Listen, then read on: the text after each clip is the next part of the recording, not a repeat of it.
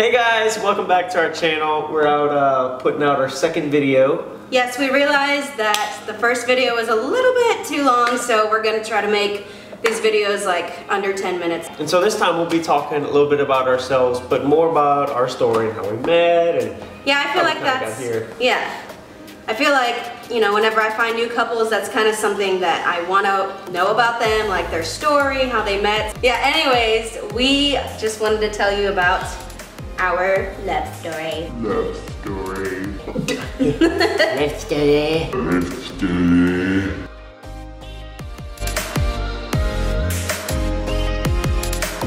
So I'm gonna take you guys back all the way to when I was 14 years old. This is not supposed to be a long video. Don't worry. It's not gonna be that long. So I was 14 and I was like boy crazy. I was looking, you know, everywhere. My mom was worried about me, honestly, because I was just always on the prowl. And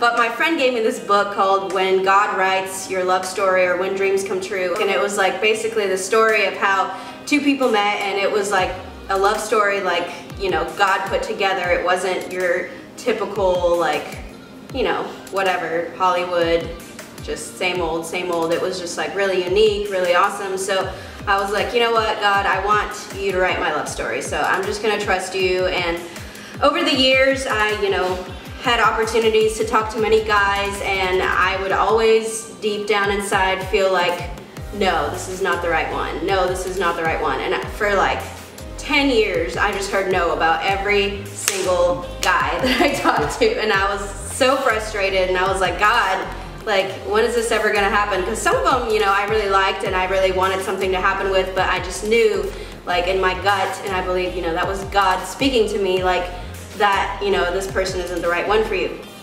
So I was just like always expecting to hear no. Always expecting to just, you know, it's never gonna happen. I got to the point where I was like telling my mom, I'm never gonna get married. I'm just, you know, it's never gonna happen for me. Yeah, God always tells me no. I never hear yes. I just always feel like it's wrong. I never feel like it's right.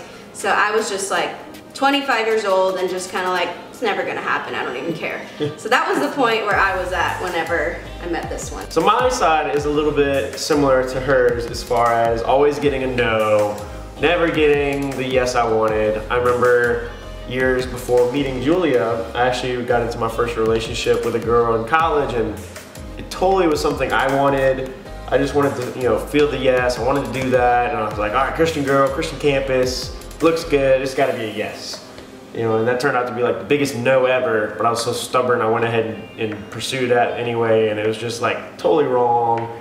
You know, God had to kind of work some things in my life through that, but even after that, it was like every single girl I looked at and thought, okay, God, this has gotta be somebody I can pursue. And I would go take steps and pursue, and it was always like, big no. You know, it wasn't just like a no, like, oh yeah, she don't like me. It was always like, man, there was an attraction there, but God would just shut the door, and he would shut it really hard and fast. You know, so I was always frustrated thinking, God, I don't understand. She loves you, she's cute, she loves, you know, serving in the church, she's worships, she does this, that, she's hitting every checklist. And God would still just say, nope, not this one. And then like completely just shut me, you know. So that was frustrating for me, you know, over the past couple of years, just always getting those no's until meeting you. So I met Hozana, we met on Facebook. It's the new age, it can happen. I mean, God can bring the right person through any ways that he wants to. So what had happened was we have one mutual friend, and we have more mutual friends now, but we had one mutual Facebook friend. She was driving, she lives in Houston, which is where we live now, but she was driving from like Alabama to Houston, and Hozana used to live in New Orleans, so she stopped and she ran out of gas in New Orleans, and she stopped and saw that there was like a young adult service going on at the same exit that she stopped off for gas, and it was Hozana's church. In Covington, yeah. Yeah, so she went to Hozana's church, ended up sitting like right next to him and getting contact information from him and like everyone else, because she's like a super outgoing and bubbly person. So she got his info and they stayed in touch on Facebook for like years.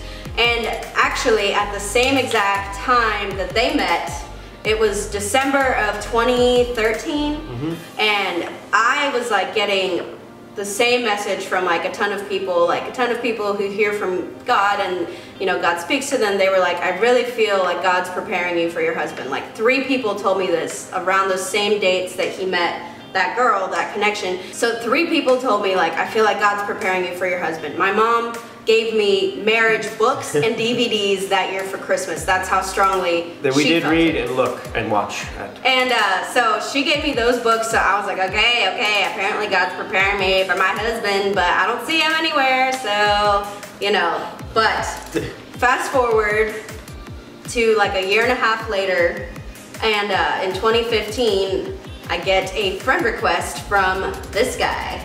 And I saw this really unique name, and I was like, Hozana Arceris. I thought it said Arcery at first, but I saw the Hozana, and I was like, he's probably a good Christian boy. I'm gonna add him. And so then he started liking like everything that I posted, like every selfie, every status. It was just like for like 2 weeks straight. And I was like, I asked the girl, our mutual friend, I was like, who is this guy? And she's like, he's a really awesome guy. I actually had a crush on him myself. And he loves baseball. So I was like, okay, he loves baseball. He's a really great guy. Don't know much about him. No, don't know much about him.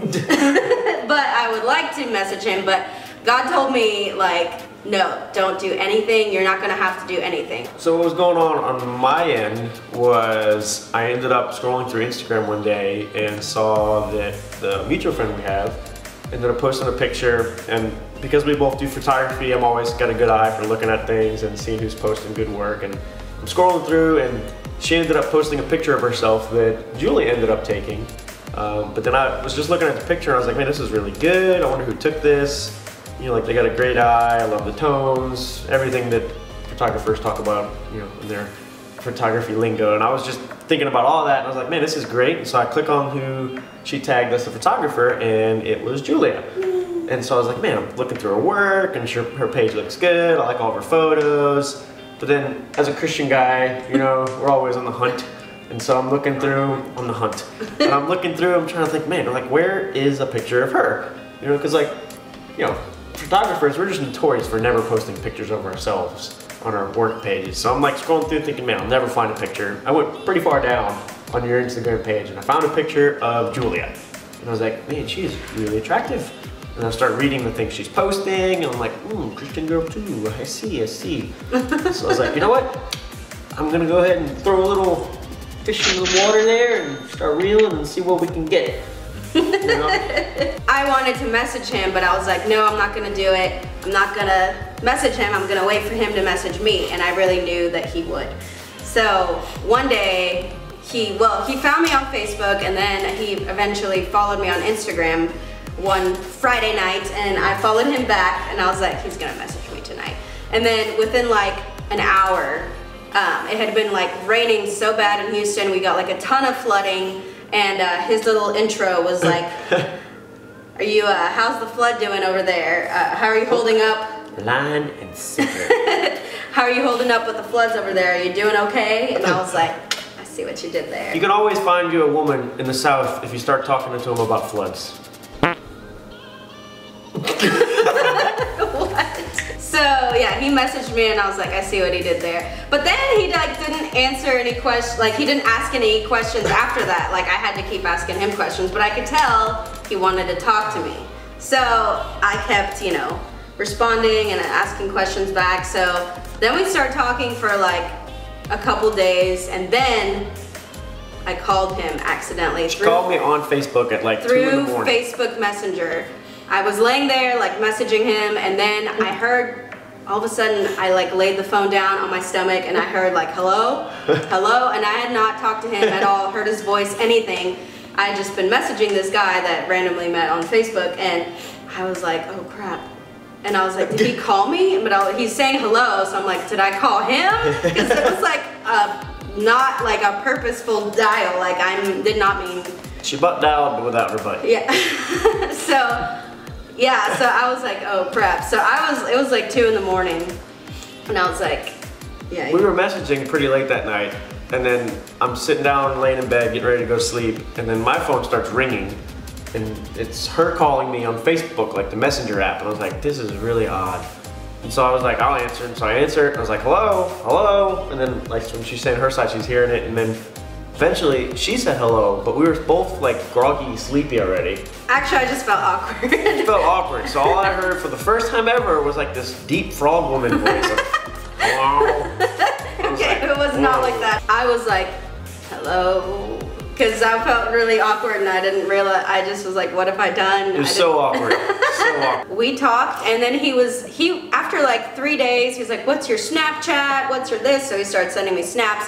And then he started telling me at the end of that day, after like 3 days of talking, like every single day, he was like, you know, I don't know, like, I don't want us to get our hopes up. I don't want to like, you know, lead you on and then one of us not feel like reciprocate feelings for each other. So I don't, and I'm like, where did this come from? So I was just mad. I was like, I'm never talking to him again. Like, so he's just like every other guy. Where I was coming from was I just had my heart broken like that year before in a relationship. And so I know how that felt, being led on and being let down. And then at the same time, like I was still like pursuing, you know, to find a wife. And so it's like, there was a couple of girls that I actually pursued before talking to you. And I was like, man, I don't want, you know, I was leading them on and then it was the wrong thing. Cause like I could feel God saying it's not right. So I was like, you know what? I don't want to do this to this one. Like if this is what God wants, he'll have to do it, you know, but I don't want to lead her on. So I was like, great. I don't want to like disobey God. And at the same time, I don't want to hurt somebody else's heart. So I was like, all right, I got to tell her. Don't want to lead her on. Yeah. So Which is too late because I was already leading her on because I liked her. Yeah. I ended up confronting him. He ended up, you know, liking me. And then we were like, you know what? We got to meet up. You should come to Houston. You should come visit. You know, me and Kat, who's the girl that, you know, connected us. I was like, you should come hang out with us. Come, you know, blah, blah, blah. So he was... Took her up on it. But he had like a super busy summer. So it was like in May, the beginning of June, at the end of May that we started talking. So we had to wait about 3 months to meet in person. So... in August, he finally came to visit all the way from New Orleans. It was a pretty crazy thing, you know, for his, I guess, you know, for him to do. I've never driven that far aside from going to college. So for me, driving on my own. To meet a girl. To meet a girl was like, yeah, 6.5 hours to meet this woman. I was like, what? Oh, and before this, he had called me one day and he was like, I love you. Just the first thing he said. Nope. No, it happened, and then He didn't want to say that. He did though, and then he denied it for like years, and then eventually he fessed up and he's like, yeah, it kind of came out, and I was just like, I don't know what to say, I don't know what to do. I'm like, I know you said that, I know this happened, but before we even met, he called me and like told me that, and I just didn't know what to say back because I was like freaking out. So what I would always say to her, like when we get on the phone or something, like, I like you, you know, because I never wanted to say, I would say that. No. Yes, I would. No. I would say that because I didn't want to say I love you because I wanted to wait until like I met her to say that. But instead of saying I like you, out came I love you because I did, but I didn't want to say it yet. Yeah. So, but we had talked and we had both felt like this is like, I don't know, just like I had a peace in my heart for the first time about a guy, and I'm like, okay, this is weird because honestly I was like freaking out because I had always felt no from like everybody. So for the first time ever, I felt a yes and like a green light, like in my heart, and like not like a red flag, like get out of this, you know, cut this off. And I had that always... was the same on my end too. Like never got a green light, obviously, before, yeah. And then I've even blown past the red light one time in life. And so for me, it was like, whoa, wait a minute, green? Like you're saying yes, God? That's yeah. a first. Yeah. So whenever I met him and stuff, and I was hanging out with him, and we were, you know, just, you know, first thing he wanted to do was kiss me. And I did. He did. Take some notes, fellas. Honestly, make the move. I honestly wasn't ready, but didn't matter. I was gonna kiss her anyway. He did it anyway. First day we met, she welcomes me in her home, lets me meet her mom, and we decide to go get some coffee somewhere. And as soon as we get in the car and pull up to a stop sign, I laid one on her. Yeah, it could have been saved for like a more romantic time, but... I told you ahead of time, it's like, look, first day I meet you, I'm gonna kiss you. So that's, yeah. He was very... Making moves, fellas, making moves. When you know it's right, you go full on. You were just eger to kiss me. That too. Yeah. Yeah. So you just did it the first opportunity you got. So, yeah, that was our first kiss. You just laid it on me at a stoplight. Don't wait. You can wait for everything else, but as soon as God gives you the green light, go for it. Don't listen to him. Don't listen. Guys, women love a bold man. Romance. A bold, romantic man. Women love romance. So it worked on her, it'll work for you. Women love romance. So yeah, he stayed at my dad's house, and one day he started just playing guitar at my mom's. Do you remember this?